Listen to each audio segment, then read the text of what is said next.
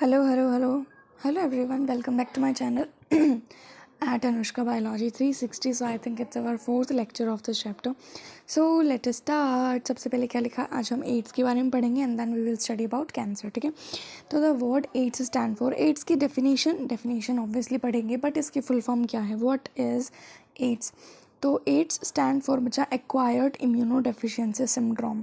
Syndrome मतलब a group of symptom. जैसे कि तुम लोगों को अगर कोई डिजीज़ होती है तो नॉर्मली तुमको एक सिम्टम दिखाई देता है, बट अगर तुमको बहुत सारे सिम्टम दिखाई दे दैट नेम मतलब that particular thing is known as syndrome. Immunodeficiency मतलब इम्यून सिस्टम की ही डेफिशिएंसी होती है, इम्यून सिस्टम ही वीक होता है. एक्वायर्ड मतलब किसी से ली जाती है, कॉन्जेनाइटल नहीं होती है, eight the time of birth से प्रेजेंट नहीं होती, accept in the case of जब इसको मदर से फिटस में अगर ये ट्रांसपोर्ट होती है, ट्रांसफ़र होती है उस टाइम को छोड़ के. तो this means deficiency of immune system बहुत कमज़ोर हो जाता है, नहीं काम कर पाता है. Acquire during the life time मतलब पूरी लाइफ टाइम में कभी भी ये किसी से भी आप लोग एक्वायर कर सकते हो, ले सकते हो, लेकिन ये दिखाता है कि ये कोई कॉन्जेनिटल डिजीज़ नहीं है, मतलब ये कोई eight the time of birth से रहने वाली बीमारी नहीं है. Syndrome means a group of symptom. अगर बहुत सारे सिम्टम हैं उसको हम लोग कह देते हैं syndrome. AIDS was first reported in 1981 में एड्स का पहला पेशेंट मिला था. And in the last 25 years, अगर पिछले 25 सालों का रेशो देखें, it has spread all over the world killing more than 25 million person. तो 25 years and 25 million person has already dead about because of the disease AIDS. समझे? तो तुम लोग इसकी गहनता को समझ रहे होगे. It's really serious problem. ठीक है, AIDS is caused by the human immunodeficiency virus. इस वायरस का नाम क्या होता है? एच आई वी नॉर्मली आता है human immunodeficiency virus. A member of group of virus called retrovirus. किस ग्रुप का मेंबर है ये? रीट्रोवायरस ग्रुप का मेंबर है. विच हैव एन एनवेलप, जिसके पास एनवेलप होता है एनक्लोजिंग द आरएनए जीनोम, मतलब इसका तो जेनेटिक मटेरियल होता है, उसके अंदर आरएनए जीनोम होता है, और वो आरएनए जीएनए क्या बोल रही हूँ मैं, आरएनए जीनोम एक एनवेलप में कवर्ड रहता है, नेक्ड नहीं रहता है. Transmission of HIV infection generally occurs by. अब ट्रांसमिशन कैसे हो सकता है, ये डिजीज़ फैल कैसे सकती है? पहला तो अगर तुम एड्स इन्फेक्टेड पर्सन के साथ अगर किसी का सेक्सुअल कॉन्टैक्ट होता है, सेक्सुअल इंटरकोर्स के टाइम पे ये डिजीज़ ट्रांसमिट हो सकती है.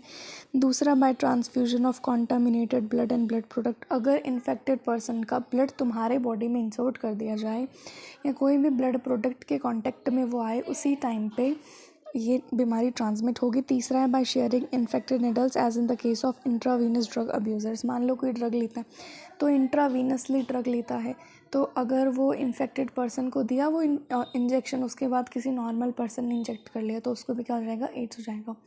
ठीक है. चौथा होता है from infected mother to her child through placenta. अगर मदर इन्फेक्टेड है एड्स से तो उसके फटस में भी बीमारी होगी. किसके थ्रू फैलेगी? प्लेसेंटा के through.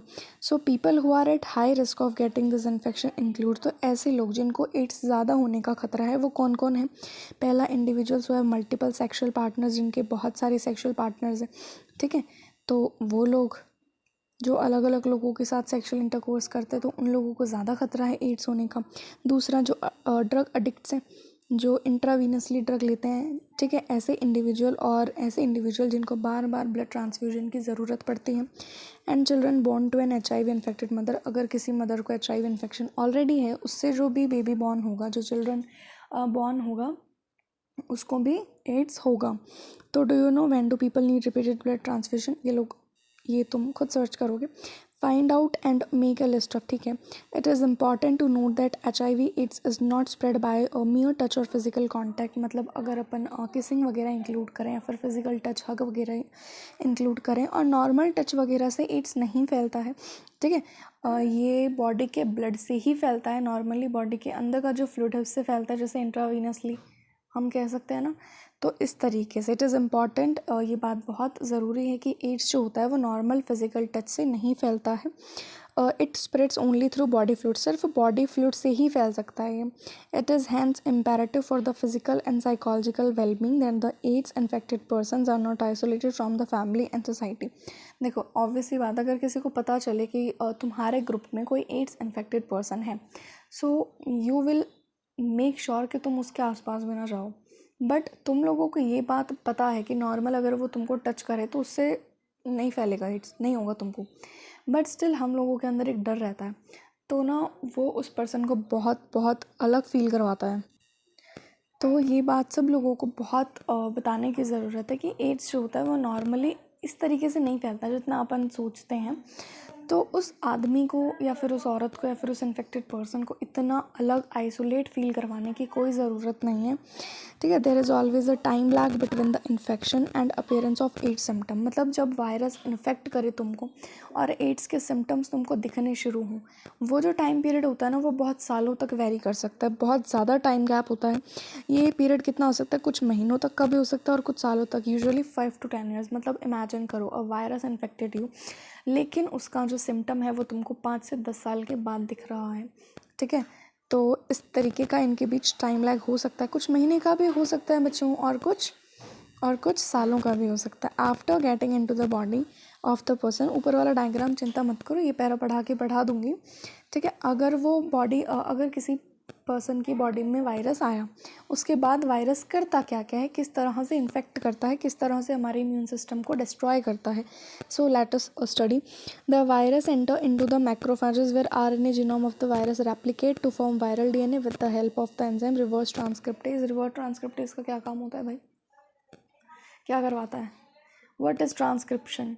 Formation of RNA from DNA. What is reverse transcription? Formation of DNA by RNA. तो reverse transcriptase is the enzyme which help to make DNA by RNA, समझे। तो देखो जैसे ही वो इन्फेक्टेड पर्सन के अंदर वायरस आया, मतलब ऑब्वियसली नॉर्मल पर्सन के अंदर वायरस आया, तो वो वायरस कहाँ गया? सबसे पहले हमारे मैक्रोफेजेस सेल्स के अंदर गया। मैक्रोफेजेस में जाने के बाद वहाँ पर उन्होंने अपने आरएनए जीनोम को, वायरस ने अपने आरएनए जीनोम को रिवर्स ट्रांसक्रिप्टेज की हेल्प से डीएनए में कन्वर्ट करा, आरएनए जीनोम की कॉपी बनाई, रेप्लिकेट हुआ वो।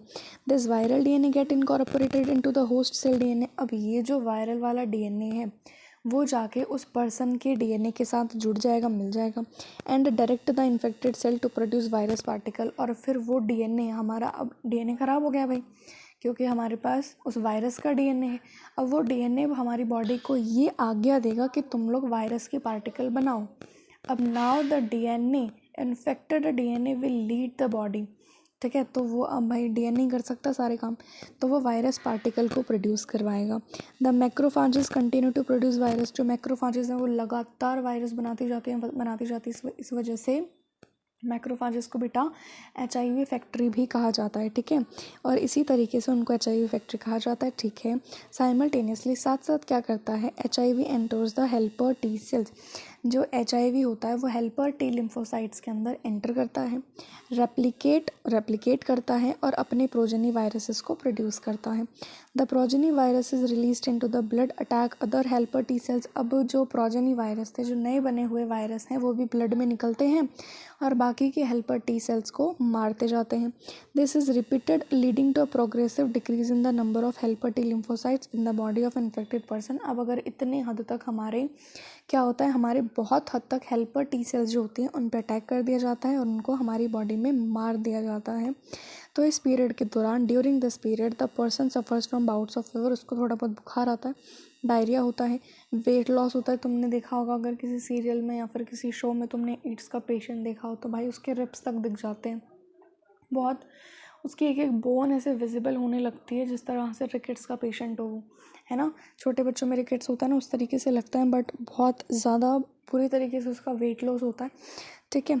तो due to decrease in the number of helper T lymphocyte, अब हमारी हेल्पर टी लिम्फोसाइट का नंबर बहुत हद तक कम हो गया।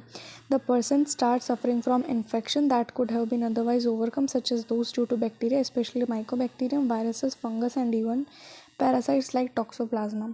तो हमारा इम्यून सिस्टम इतना ज़्यादा लेवल तक कम हो जाता है, इतना ज़्यादा कम एफिशिएंट हो जाता है, इतना ज़्यादा वीक हो जाता है कि भाई टॉक्सोप्लाज्मा जैसे पैरासाइट और माइकोबैक्टीरियम, वायरस, फंगस सब लोग उस पर अटैक कर देते हैं। मतलब फिर बाद में वो इन्फेक्शन में बहुत ज़्यादा ही वेराइटीज़ में एक्सप्लोर करने लग जाता है उसकी बॉडी। अब उसकी बॉडी एकदम वीक है, तो ऑब्वियस सी बात है हर कोई, अब तुम जितने भी माइक्रोब से टकराओगे एनवायरनमेंट में, जितने भी वो सब तुम पे हमला करेंगे, सब तुमको नुकसान पहुंचाएंगे, है ना। The patient become so immunodeficient that he or she is unable to protect himself or self against these infection. मतलब वो छोटे मोटे इन्फेक्शन से भी अपनी बॉडी को प्रोटेक्ट नहीं कर सकता है, इतना हद तक हमारा इम्यून सिस्टम कमज़ोर हो जाता है। वाइडली यूज्ड डायग्नोस्टिक टेस्ट, एक और टेस्ट है जिससे हमें पता चलता है कि एड्स है या नहीं है, उसको हम कहते हैं एंजाइम लिंक्ड इम्यूनोसॉर्बेंट एसे, मतलब एलिज़ा। उस टेस्ट का नाम है ELISA enzyme linked immunosorbent assay. Treatment of AIDS with anti retroviral drugs is only partially effective. देखो एड्स के अभी तक कोई कम्प्लीटली क्योरेबल मेडिसिन या फिर कोई वैक्सीन नहीं बनी है, ठीक है। तो हम लोग एड्स को सिर्फ टाल सकते हैं, बट उसको कम्प्लीटली भगा नहीं सकते, ठीक है। यू कैन इग्नोर हिम तो क्या ही यार। देखो एड्स अगर हम एंटी रिट्रोवायरल ड्रग्स भी लें तो वो बस उसके लाइफ टाइम को, अगर वो 10 साल जीता पहले तो क्या पता 20 साल कर दें, बट एकदम ही तुम्हारे शरीर से एड्स हटा देगा, ऐसी कोई दवाई वैक्सीन अभी तक तो डिस्कवर हुई नहीं, ठीक है। तो बस एंटी रिट्रोवायरल ड्रग्स जो होते हैं वो पार्शियल इफेक्टिव होते हैं, वो सिर्फ उसकी लाइफ को प्रोलॉन्ग कर सकते हैं पेशेंट की, बट लेकिन उसको डेथ से नहीं बचा सकते, विच इज़ इनएविटेबल, जो कि आएगी ही फॉर श्योर, ठीक है। एड्स के पेशेंट का मरना तो श्योर है, बट वो कब मरेगा ये हम वैक्सीन्स के ऊपर डिपेंड कर सकते हैं। देखो इधर मैं पेन नहीं चलाऊंगी क्योंकि बार बार स्वाइप अप डाउन करना पड़ेगा, तो मैनेज करना। देखो मैं एक लाइन बोलती हूँ। देखो सबसे पहले ये रिट्रोवायरस है। रिट्रोवायरस देखो वायरस क्या था, कैसा है, एनवेलप था, तो ऊपर एक ब्लैक कलर की कोटिंग बनाई हुई है, उसके अंदर पर्पल कलर का क्या है, उसका आरएनए जीनोम। तो वायरल का आरएनए कोर है, वायरस ने इन्फेक्टेड नॉर्मल सेल को इन्फेक्ट करा। तो ये एनिमल सेल है, जो बाउंड्री है ना इसे स्क्वायर सी बनी हुई है, तो ये नॉर्मल एनिमल सेल है, इसके ऊपर ये वायरस आया, तो वायरस का आरएनए हमारी सेल के अंदर आ गया, ठीक है। उसके बाद वायरस के आरएनए ने रिवर्स ट्रांसक्रिप्टेज की हेल्प से वायरल डीएनए बनाए, छोटा छोटा पतला पतला दिख रहा है ना ऊपर से। तो उसके बाद वायरस का जो डीएनए है वो इनकॉर्पोरेट हो गया होस्ट के जीनोम में। ये होस्ट का डीएनए जो पर्सन है ना जिसको इन्फेक्ट करा है वायरस ने, उसका जीनोम है। उसके बाद new viral RNA is produced by the infected cell. फिर जो इन्फेक्टेड सेल हैं वो क्या बनाएंगी, वो नया वायरस वाला आरएनए बनाएंगी, जो ख़राब वाला आरएनए, फिर नया वायरस बनते जाएंगे, फिर नए वायरस दूसरी सेल्स को क्या कर देंगे, इन्फेक्ट कर देंगे। नोट करो, infected cell can survive while viruses are being replicated and released. Infected cell can survive जब वायरस, देखो ये बात बहुत ज़रूरी है, मैं अगर तुमको जेन्युइनली बताऊँ, मैंने इतनी बार पढ़ी है एनसीईआरटी, बट ये क्वेश्चन भी आया हुआ है पेपर में, बट आई ऑलवेज थॉट कि ये तो कहीं पढ़ा ही नहीं, ये तो एनसीईआरटी से बाहर का है। बट मुझे आज पहली बार ये लाइन दिखी कि हाँ ये भाई एनसीईआरटी में था, जो मैंने नहीं देखा। मतलब हमारे एक टेस्ट में ऐसे स्टेटमेंट वाले क्वेश्चन थे, तो उसमें एक स्टेटमेंट ये थी कि वायरस जब बन रहे होते हैं तो सेल मर जाती है, एंड आई थॉट ये सही होगी भाई, मर ही जाता होगा। बट आज मुझे पहली बार इतनी बार एनसीईआरटी पढ़ के मुझे ये चीज़ पता चली कि नहीं मरते हैं, और ये एनसीईआरटी में लिखा हुआ था, मैंने बहुत ढूंढा बट मेरे को कहीं नहीं मिला। तो तुम लोगों को मैं बधाई देना चाहती हूँ, ये लाइन याद रखना कि इन्फेक्टेड सेल जो होती हैं वो सर्वाइव कर जाती हैं जब वायरसेस रेप्लिकेट होकर रिलीज़ हो रहे होते हैं, तो सेल मरती नहीं हैं, ओके। अब आता है प्रिवेंशन ऑफ एड्स। एड्स से अगर हम बच नहीं सकते, मतलब बच तो क्या ही सकते हैं, बट अगर हम एड्स को पूरी तरीके से इरेडिकेट नहीं कर सकते तो हम लोग इसका मतलब वही होगा ना, फिर prevention is better than cure. तो कैसे उसको प्रिवेंट करें अपनी लाइफ में आने से, ठीक है। As AIDS has no cure, जैसा कि हमको पता है एड्स का कोई इलाज नहीं है, प्रिवेंशन इसका सबसे बेहतरीन तरीका है। मोर ओवर, और ज़्यादा क्या है, HIV infection more often spread due to conscious behaviour pattern and is not something that happens inadvertently like pneumonia और टाइफॉइड। जैसे निमोनिया और टाइफॉइड कैसे भी हो जाते हैं, जैसे टाइफॉइड तो कॉन्टामिनेटेड फूड वाटर से हो जाता है ना। निमोनिया भी अगर कोई इन्फेक्टेड पर्सन निमोनिया का तुम्हारे आगे छींक दे तो तुमको भी निमोनिया होगा। एड्स कोई इस तरह की बीमारी नहीं है जो चलते फिरते तुम कहीं से भी उठा लाओ, ठीक है। इसका एक पर्टिकुलर रीज़न होता है होने का, ठीक है, और ये at the time of birth भी नहीं होता। तो if you are safe, but अगर तुमको पूरी तरीके से हर चीज़ की जानकारी है, तुम लोग बहुत हाइजीनिक हो, एकदम अपनी हेल्थ का ध्यान रखते हो, तुम्हारा कॉन्शियस बिहेवियर है, so you can prevent AIDS, ठीक है, तो ये तो बहुत ईजी चीज़ है। तुमको क्या करना है, तुमको ध्यान ही तो रखना है खुद का। अब इतना तो तुम करोगे। Of course infection in blood transfusion patients newborn from mother etcetera may take place due to poor monitoring. हाँ, माना कि जैसे कि न्यूबॉर्न अगर मदर से होता है तो उसका तो तुम कुछ नहीं कर सकते, है ना, उसका तो इलाज ही कुछ नहीं है। और अगर ब्लड ट्रांसफ्यूजन पेशेंट से होता है, गलती से ब्लड ट्रांसफ्यूज़ करवा लिया तुमने इन्फेक्टेड अपने नॉर्मल बॉडी में, तो हो सकता है हाँ ये पुअर मॉनिटरिंग की वजह से हो सकता है। अगर तुम थोड़ा बहुत भी अनकॉन्शियस हो खुद को लेके तो ये चीज़ें हो सकती हैं। The only excuse may be ignorance and it has been rightly said don't die of ignorance. देखो एड्स का पेशेंट ना बीमारी से तो बाद में मरता है, बट उससे पहले वो अपनी सोसाइटी से मर जाता है।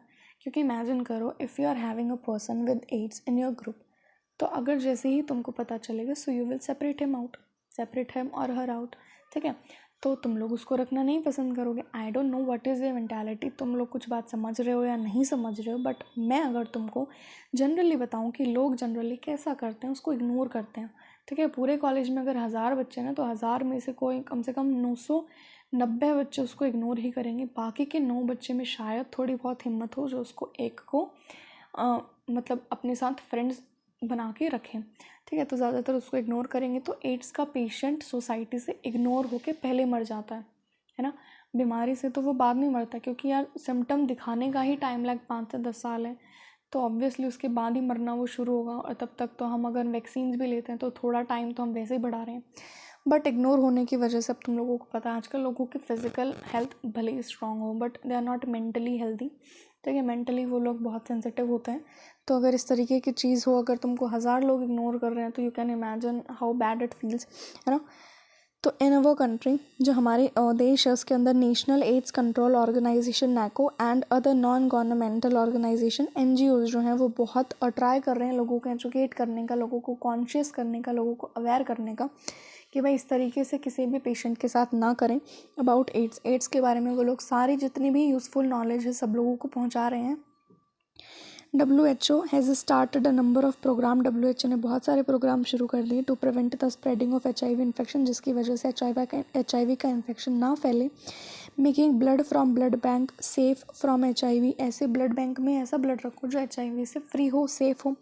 Ensuring the use of disposable needles, मतलब जो एक बार किसी पर्सन को निडल दे दी उसके बाद हम उसको दोबारा यूज़ नहीं कर सकते।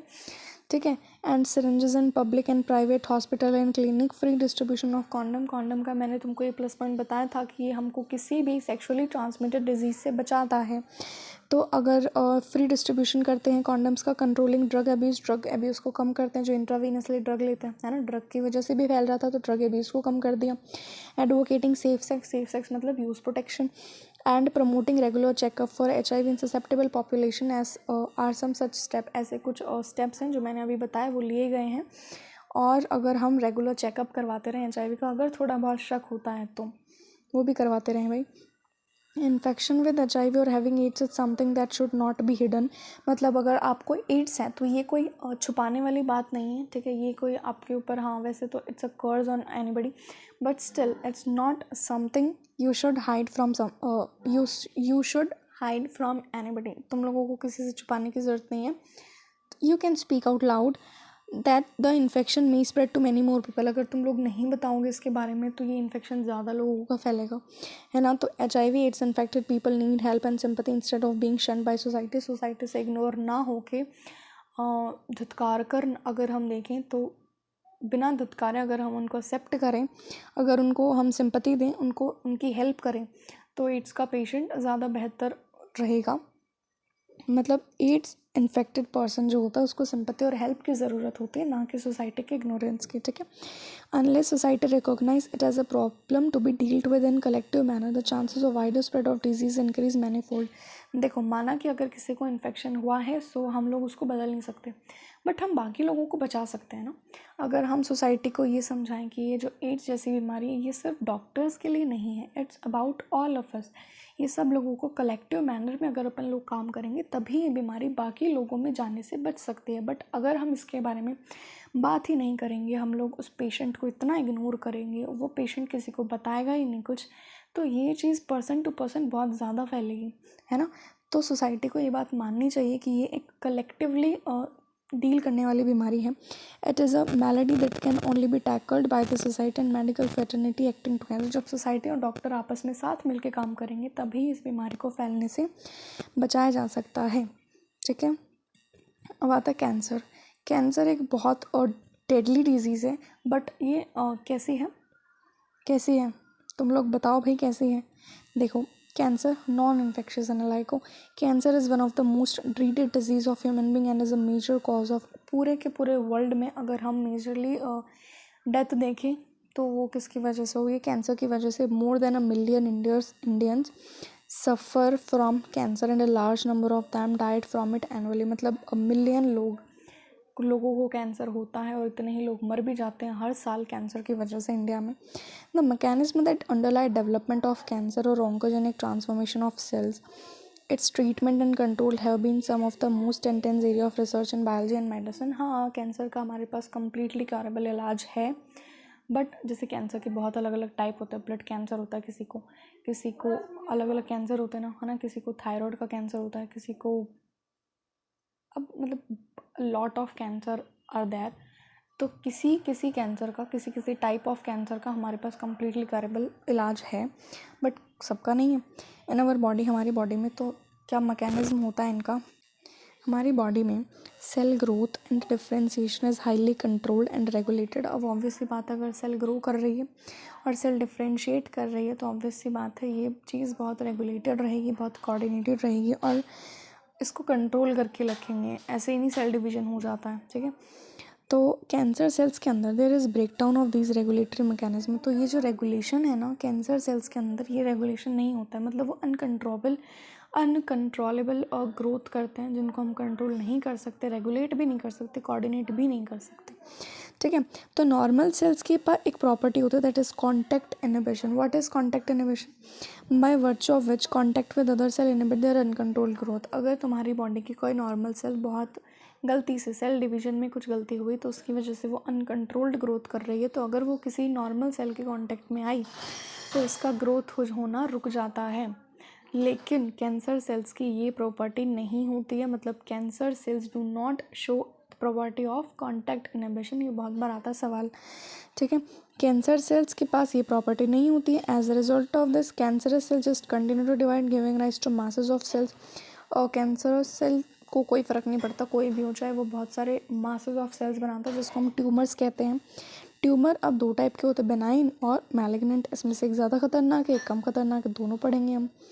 तो जो बेनाइन ट्यूमर है normally remain confined to the original location. जहाँ उनकी ओरिजिनल लोकेशन, जहाँ वो ओरिजिनली बनना शुरू हुए हैं वहाँ तक रहता है बेनाइन ट्यूमर। अगर वो तुम्हारे किसी पर्टिकुलर ऑर्गन में है, किसी पर्टिकुलर बॉडी पार्ट में है, तो वो वहीं रहेगा, ठीक है। बेनाइन ट्यूमर फैलता नहीं है पूरे शरीर में to the other parts of the body and cause little damage. इसी वजह से वो थोड़ा बहुत डैमेज कॉज करता है। बट जो मैलिग्नेंट ट्यूमर है, जो मैलिग्नेंट वाला ट्यूमर है, वो जहाँ शुरू होता है वहाँ से पूरी बॉडी में ट्यूमर्स बनाता जाता है, तो ज़्यादा डैमेज हमारी बॉडी को होता है। On the other hand are a mass of proliferating cell called neoplastic और ट्यूमर सेल। एक मास होता है प्रोलिफरेटिंग सेल्स का जिसको हम न्यूप्लास्टिक या फिर ट्यूमर सेल्स कहेंगे। जो ट्यूमर सेल्स होती हैं वो सेल्स को बनाती जाती हैं, इन्फेक्ट करती जाती हैं कैंसर से। These cells grow very rapidly. ये सेल्स बहुत फटाफट से ग्रो करते हैं, इन्वेट करते हैं किसी ऑर्गन को and damage the surrounding normal tissue. और उसके आसपास के जो नॉर्मल टिश्यूज़ हैं उनका सर्वनाश कर देते हैं। As these cells actively divide and grow they also starve the normal cell by competing for vital nutrient. अब ऐसी सेल अगर डिवाइड कर रही है, अब तुम अगर ग्रो करोगे तो तुमको न्यूट्रिएंट्स की ज़रूरत होगी। तो इसी तरह से कैंसरस सेल्स जब ट्यूमर सेल्स ग्रो करते हैं तो वो नॉर्मल सेल से उनका न्यूट्रिएंट छीन लेते हैं। Cells sloughed from such tumour reach distant site through blood की वजह से ऐसी जो सेल्स होती हैं बहुत अलग अलग जगहों पर पहुंच सकते हैं हमारी बॉडी के। And wherever they get lost in the body they start a new tumour. जहाँ पर भी वो पहुँचते हैं वहीं पर वो नया ट्यूमर बनाना शुरू कर देती हैं। इस प्रॉपर्टी को हम कहते हैं मेटास्टेसिस। मेटास्टेसिस मतलब एक जगह पे नहीं रुका, पूरी बॉडी में वो ट्यूमर सेल्स बनाता गया।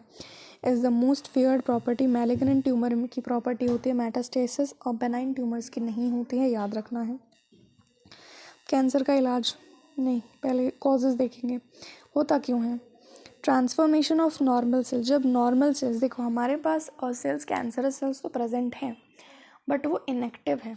अगर कोई एक्टिव कर दे उनको, तभी वो कैंसरस सेल्स की प्रॉपर्टी एक्टिव होगी और वो कैंसर सेल की तरह एक्ट करना शुरू करेंगे। हमारे पास जीन तो है बट दैट इज़ इनएक्टिवेटेड। तो नॉर्मल सेल्स अगर कैंसरस नियोप्लास्टिक सेल में कन्वर्ट हो जाए, जो कि किसी भी फिजिकल, केमिकल और बायोलॉजिकल एजेंट के थ्रू करवाया जा सकता है। दीज एजेंट, ऐसे एजेंट्स को कार्सिनोजेंस कहते हैं। आयोनाइजिंग रेडिएशन जैसे कि एक्सरे है और गामा रेज है। नॉन आयोनाइजिंग मतलब यूवी रेज, जो कि डीएनए को डैमेज पहुंचाते हैं और नियोप्लास्टिक ट्रांसफॉर्मेशन हो जाता है। नियोप्लास्टिक ट्रांसफॉर्मेशन मतलब नॉर्मल सेल का कैंसरस सेल में कन्वर्ट हो जाना इज neoplastic transformation. The chemical carcinogens present in tobacco smoke के अंदर केमिकल कार्सिनोजेंस प्रेजेंट होते हैं जो हमारी नॉर्मल सेल को कार्सिनोजेनिक सेल में कन्वर्ट करते हैं। Have been identified as a major cause of lung cancer का मेजर कॉज क्या है? Tobacco smoke.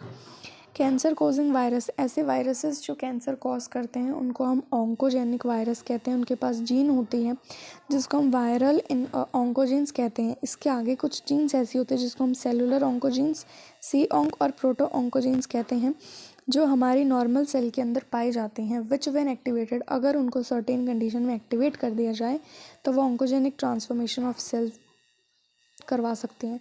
जब मैंने तुमको बताया ना कि नॉर्मल सेल के पास भी वो जीन्स होती हैं, ऑन्कोजीन्स, सी ऑन्कोजीन्स, प्रोटो ऑन्कोजीन्स, बस उनको एक्टिव करने की देर है। जब वो एक्टिव होंगी तब बॉडी में कैंसर फैलना शुरू हो जाएगा।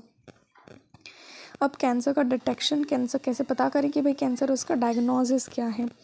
Early detection of cancer is essential as it allows the disease to be treated successfully in many case. बहुत केसेस में अगर हमको टाइम से पता चल गया कि इस आदमी को कैंसर है तो हम उसको कम्प्लीटली ईजिली क्योर कर सकते हैं। Cancer detection is based on biopsy पर डिपेंड करता है, and histopathological studies of the tissues and blood and bone marrow test for increase cell count in the case of leukaemias. अगर leukaemia है तो cell का काउंट बहुत ज़्यादा होगा। टिश्यू की स्टडी कर सकते हैं हम लोग, उसके बाद ही पता चलता है कि किसी को कैंसर है कि नहीं है। बोन मैरो का टेस्ट करते हैं, ब्लड का टेस्ट करते हैं। बायोप्सी के अंदर एक सस्पेक्टेड टिश्यू लेते हैं हम लोग जहाँ पर हमको लगता है कि कैंसर हो सकता है, तो सस्पेक्टेड टिश्यू का पीस लेते हैं, उसको थिन सेक्शंस में कट करते हैं और उसके बाद उसको स्टेन करते हैं। फिर माइक्रोस्कोप के अंडर एग्जामाइन करते हैं, जिसको हम हिस्टोपैथोलॉजिकल स्टडीज़ कहते हैं, बायोपैथोलॉजिस्ट। टेक्निक लाइक रेडियोग्राफी, जैसे कि अगर अपन एक्सरे का यूज़ करें, सीटी, computer tomography, MRI, magnetic resonance imaging, ये भी बहुत यूज़फुल होते हैं इंटरनल ऑर्गन के अंदर कैंसर को डिटेक्ट करने के लिए। कंप्यूटर टोमोग्राफी यूज़, जो सीटी है वो एक्सरे का यूज़ करते हैं ताकि एक 3D डायमेंशनल इमेज हमको मिले इंटरनल ऑब्जेक्ट की, इंटरनल ऑर्गन की। एमआरआई क्या करते हैं? Strong magnetic field and non ionising, strong magnetic field और नॉन आयनाइजिंग रेडिएशन का इस्तेमाल करते हैं ताकि हम एक्यूरेटली डिटेक्ट कर सकें उस pathological and physiological changes in the living tissue, कि लिविंग टिश्यू के अंदर एक्चुअल में और एक्यूरेटली बहुत हद तक सही तरीके से क्या क्या पैथोलॉजिकल और फिजियोलॉजिकल चेंजेस उस टिश्यू के अंदर आए हैं। Antibody against cancer specific antigen are also used for detection of certain cancer. अब मैंने तुमको इंटरफेरॉन बताया था, तो कैंसर इन्फेक्टेड सेल जो होती है वो एक केमिकल रिलीज़ करती हैं। अगर हम उस केमिकल का पता करें कि भाई ये केमिकल हमारी बॉडी में बन रहा है, इसका मतलब क्या है, हमारी बॉडी में कैंसर है। उसके बाद technique of molecular biology can be applied to detect gene. Molecular biology के अंदर हम ये चीज़ भी अप्लाई कर सकते हैं, मॉलिक्यूलर बायोलॉजी को भी हम लोग यूज़ कर सकते हैं कैंसर के डिटेक्शन में। जैसे कि अप्लाई टू डिटेक्ट जीन, हम लोग उस इंडिविजुअल की जीन्स को डिटेक्ट कर सकते हैं जिन्होंने कहीं ना कहीं से कैंसर को इनहेरिट करा है। आइडेंटिफिकेशन ऑफ सच जीन, ऐसी जीन्स को हम आइडेंटिफाई करें which predispose an individual to certain cancer may be very helpful in prevention of cancer. अगर हम ऐसी जीन्स का पता लगा लें तो कैंसर को बचाने में, उस आदमी को कैंसर से बचाने में हम लोग बहुत हद तक सक्सेसफुल रहेंगे। Such individuals may be advised to avoid exposure to particular carcinogens. ऐसे इंडिविजुअल्स को हम लोग कार्सिनोजेंस के अंदर नहीं जाने देते हैं, एक्सपोज नहीं होने देते हैं, to which they are susceptible.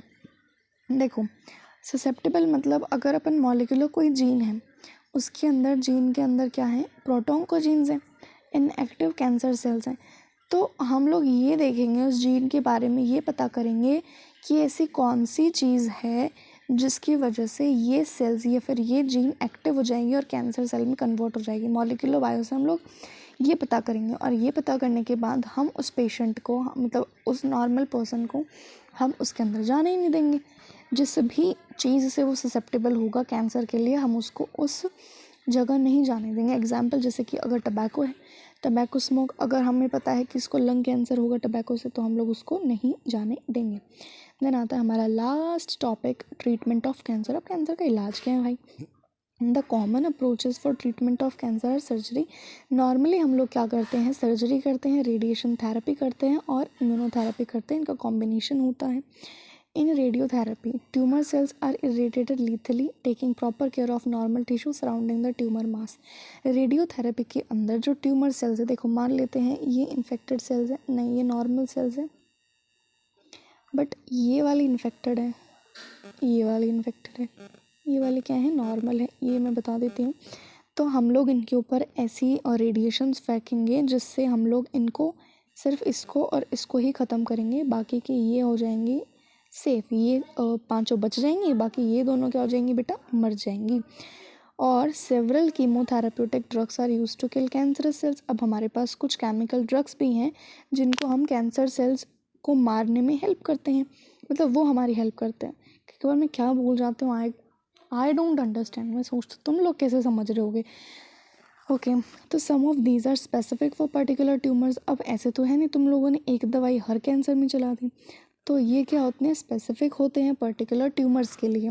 Majority of drugs have side effect like hair loss. अब जो ज़्यादातर दवाइयाँ होती हैं उनका साइड इफेक्ट क्या होता है, देखा होगा तुम लोगों ने, कैंसर का जो पेशेंट होता है उसके बाल नहीं होते हैं, उसके बाल बहुत झड़ते जाते हैं। एक अगर मैं बॉलीवुड का केस लूँ तो सोनाली बेंद्रे को क्या था, हाँ उनको कैंसर था, तो वो बिल्कुल ही उनके सर पे एक बाल भी नहीं बचा था। ठीक है, तो जब वो कम्प्लीटली क्योर हुई, अभी तुम किसी शो में देखते होगे, उनको एक शो आता तो है, उनके छोटे छोटे बाल हैं वो उनके उसके बाद ही ग्रो हुए हैं और वो कम्प्लीटली ठीक है अब कैंसर से। ठीक है, तो देखो बेटा, मेजॉरिटी ऑफ जो ड्रग होते हैं ना उनके अंदर साइड इफेक्ट क्या होता है, हेयर लॉस होता है, अनीमिया होता है। ठीक है, most cancers are treated by combination of surgery. ज़्यादातर कैंसर्स को हम लोग ट्रीट करते हैं किस किस को कॉम्बिनेशन करके, सर्जरी का, रेडियोथेरेपी का और कीमोथेरेपी का। Tumour cells have been shown to avoid detection and destruction by immune system. जो ट्यूमर सेल्स होती हैं वो हमारा इम्यून सिस्टम भला माना कि बहुत स्ट्रॉन्ग है, बट अगर हमारा इम्यून सिस्टम 1.5 शाणा है तो ट्यूमर सेल 2.5 शाणी है ना, तो ट्यूमर सेल उसको दिखने ही नहीं देती, मतलब खुद को इतना छुपा के रखते हैं कि हमारा इम्यून सिस्टम उसको देख ही नहीं पाता। अगर वो उसको डिटेक्ट नहीं कर पाएगा तो उसको डिस्ट्रक्ट नहीं कर पाएगा। तो ट्यूमर सेल खुद को इतना प्रोटेक्ट रखती है कि वो उसको डिटेक्ट भी नहीं करने देती खुद को और डिस्ट्रक्ट भी नहीं करने देती इम्यून सिस्टम से। Therefore the patient are given substances called biological response modifier such as alpha interferon which activate their immune system and help in destroying the tumour. उसके बाद कुछ पेशेंट्स को हम लोग बायोलॉजिकल और रिस्पॉन्स मॉडिफायर देते हैं, जैसा कि अल्फा इंटरफेरॉन है। तो अल्फा इंटरफेरॉन क्या करता है, हमारी बॉडी के इम्यून सिस्टम को जगाता है कि कुंभकर्ण की औलाद उठ जा, तुम्हारी अब एक तो तेरे पास इतनी बड़ी रिस्पॉन्सिबिलिटी है, तो यहाँ बैठ के सो रहा है, वहाँ ट्यूमर सेल गंद मचा रही है पूरे के पूरे शरीर में, तो इम्यून सिस्टम भाई उठो और उसको डिस्ट्रॉय करो ट्यूमर सेल्स को। ठीक है, तुम्हारे इधर इलाके में कब्जा हुआ है, तुमको पता भी नहीं, तुम सो रहे हो आराम से। तो अल्फा इंटरफेरॉन का ये काम होता है, वो क्या करता है, इम्यून सिस्टम को एक्टिवेट करता है और फिर ट्यूमर को डिस्ट्रॉय करवाने में हेल्प करता है। तो ये था बच्चों ट्रीटमेंट ऑफ कैंसर। हम लोगों ने एड्स पढ़ लिया, हम लोगों ने कैंसर पढ़ लिया। इसके आगे की क्षमता ना मुझ में है ना तुम लोगों में, क्योंकि ये 33-34 मिनट का लेक्चर ऑलरेडी हो चुका है। तो drugs and alcohol abuse I think अपन कहाँ तक ख़त्म कर लेंगे, एडोलेसेंस तक ही हो पाएगा, नहीं यार ज़्यादा हो जाएगा एडोलेसेंस पे, आई डोंट थिंक कुछ ऐसा होगा। अरे रे रे रे अरे रे रे रे अरे रे रे, ये तो बहुत ज़्यादा बच रहा है, बहुत ज़्यादा बच रहा है। आई थिंक 2 क्लास होंगी, बट अगर अपन दूसरी लेंगे ज़्यादा जनरल बातें होंगी उसमें। ठीक है, क्योंकि आगे जो लिखा हुआ है ना इसके अंदर, adolescence and drug alcohol abuse, ये बस वो घर घर की कहानी वाला टाइप्स है। इसके अंदर इससे ऊपर का ज़रूरी है, पढ़ा देंगे, चिंता मत करो, तुम पढ़ाएंगे पूरा चैप्टर, एक एक लाइन पढ़ाएंगे, चाहे तुम्हारे काम का हो चाहे ना हो। तो एनसीईआरटी पूरी ज़रूरी है, कहाँ से क्या सवाल पूछ ले तुमको भी नहीं पता ना मुझे पता है, तो it's better to read it completely. ठीक है, तो आई होप तुम लोगों को मेरे लेक्चर समझ आ रहे हैं। तो do share subscribe comment on my channel, अच्छे से पढ़ाई करो, तुम्हारा सिलेक्शन इस बार श्योर होगा। एनसीईआरटी की पूजा करो। ठीक है, पूजा वूजा नहीं करनी है, मतलब हाँ ठीक है करनी है, बट पढ़ाई भी करनी है। इससे अपनी प्रायोरिटी बेटा सेट रखो, कंटेंट लिमिटेड रखो। बहुत बार कहती हूँ ये बात कि लिमिटेड कंटेंट रखो, एक बार को 10 बार पढ़ो, ज़्यादा बेटर है ना कि 10 चीज़ों को तुम एक बार पढ़ो। ओके, सो जो तुम्हारे लिए प्रोडक्टिव है वही बताऊँगी और वही तुम लोगों को करना भी है, ठीक है। ज़्यादा बहकावे में नहीं आना। अगर कोई बताया तुम MTG सॉल्व करो, तुम वानी मैम की बुक सॉल्व करो, और तुम ये वाली चीज़ सॉल्व करो, तुम ये वाली सॉल्व करो, तो तुम कुछ मत करना, ठीक है। तुम्हारा मॉड्यूल इनफ है, PYQs इनफ है और NCERT इनफ है। देखो, अगर मैं तुमको एक्चुअल रिव्यू दूँ, जो वानी मैम की बुक है वो मैंने भी सॉल्व करी है। मैंने उनकी बुक इसलिए ली थी क्योंकि उसके ऊपर बहुत बड़ा बड़ा लिखा है कि कम्प्लीटली PYQs होंगे और NCERT बेस्ड सवाल होंगे, बट आई डोंट फील कि ऐसा उस बुक में था, ठीक है। कुछ अगर ज़्यादा ही मानते हैं वानी मैम को, so I am really sorry for that, but actual review is कि वो बुक माना कि अच्छी है, बट वो तभी अच्छी है जब तुम लोग बाहर के सोर्सेज बहुत ज़्यादा अपनाओ। मतलब जो बहुत ज़्यादा एक्स्ट्रा पढ़ाते हैं ना जो टीचर्स, अगर तुम उनका पढ़ो तभी तुम वो बुक सॉल्व कर सकते हो। लेकिन उसमें NCERT का अगर मैं कहूँ तो देखो, अगर उसमें 50 सवाल हैं, ठीक है, अगर उसमें 50 सवाल हैं तो उसमें से मान लेते हैं कि 20 PYQs हैं। PYQs उसमें सारे दिए हैं, अप्रिशिएट दैट, बट बाकी के 30 में से सिर्फ 5 सवाल ऐसे होंगे जो NCERT से होंगे। ज़्यादा से ज़्यादा 10 लगा लो, बट कम्प्लीटली वो बुक NCERT बेस्ड नहीं है। सो मैं नहीं कहूँगी तुम लोगों को ख़रीदने के लिए, ठीक है। हाँ, मेरी बात मानो तो मानो, नहीं मानो तो वो तुम्हारा भविष्य है, मुझे उससे कोई लेना देना, वैसे तो लेना देना है, तुम लोग स्टूडेंट्स हो, ठीक है। और I have to be careful for you because humanity is still alive. तो ठीक है, मैं बाकी तुमको यही एडवाइस करूँगी कि तुम लोग बाकी की चीज़ें सॉल्व ना करो, तो अच्छे से पढ़ाई वढ़ाई करो, जितना हो सके अपना एफर्ट्स लगाओ। 100 लगा रहे हो तो 110 लगाने का ट्राई करो, 110 लगा रहे हो तो 120 लगाने का ट्राई करो। हर पेपर में अगर मार्क्स कमा रहे हैं तो स्ट्रेस मत लो, ठीक है। तो अपने मार्क्स 10-15, 10-15, 20-25, 20-25 इतना बढ़ाने का ट्राई करो। ऐसा नहीं तुम अभी 5 आ रहा है, अगली बार मैं 700 ला दूंगा, ठीक है। ऐसे एग्ज़ाम को फाड़ना नहीं है, उसको स्लोली फाड़ना है ताकि तुमको भी मज़ा आए करने में, है ना। तो धीरे धीरे जब तुम 500 से 520 पे आओगे, यू विल फील हैप्पी। 520 से फिर 530 पे, तो हम लोग ऐसे ही एक दिन 700 पे पहुंच जाएंगे और फिर 600 वाली लाइन क्रॉस कर लेंगे। तो पढ़ते रहो। गॉड ब्लेस यू बच्चों, टाटा बाय।